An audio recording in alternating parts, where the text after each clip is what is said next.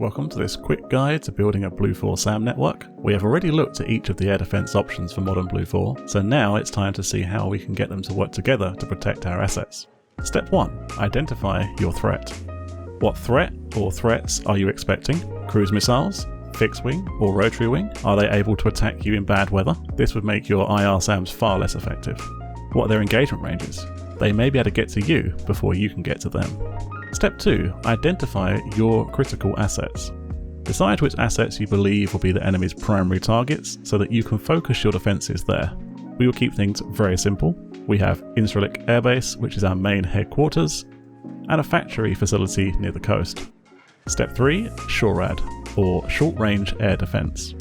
We will place our SHORAD around the critical assets, covering off likely attack directions, and use the terrain if there is any to our advantage. Let's first look at the factory. I'm expecting this to be hit with either cruise missiles or long-range GPS bombs. We can defend the cruise missiles directly with SAMs, but the only way to keep the bombs away is by stopping the aircraft before it can release them. Our SHORAD will be 2x Avengers, totaling 16 missiles with ammo trucks in support. This should be all we need right here. Next, we will place a Hawk site in a nearby town.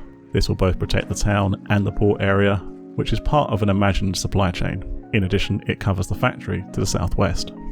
Step 4. Long-range SAMs. You'll probably only have 1 or 2 of these unless you make a monster system. Place your system back from the front line as not to invite easy attacks from within the enemy's own territory. Our long-range SAM will be a Patriot. It's placed inside Incirlik Air Base with 2 search radars to compensate for the small operating azimuth. The standard 3 launchers will be sufficient, totaling 12 missiles. Ammo trucks near to launchers can rearm them if needed, but note that this takes a long time. Tips: make sure that you can supply your SAM sites, so place supply trucks within the area, or if you want to get fancy, you could make a supply convoy and use triggers or scripting to resupply your launchers. But that's reaching beyond the scope of this video. You don't have to have launchers and radars right next to one another. If they are in the same group, you can spread them over several miles and they will still work. In testing, the Patriot could have launchers up to 15 nautical miles away, but your mileage may vary. Launchers will be closer to expected hostiles and surprise them by launching much closer than they expect.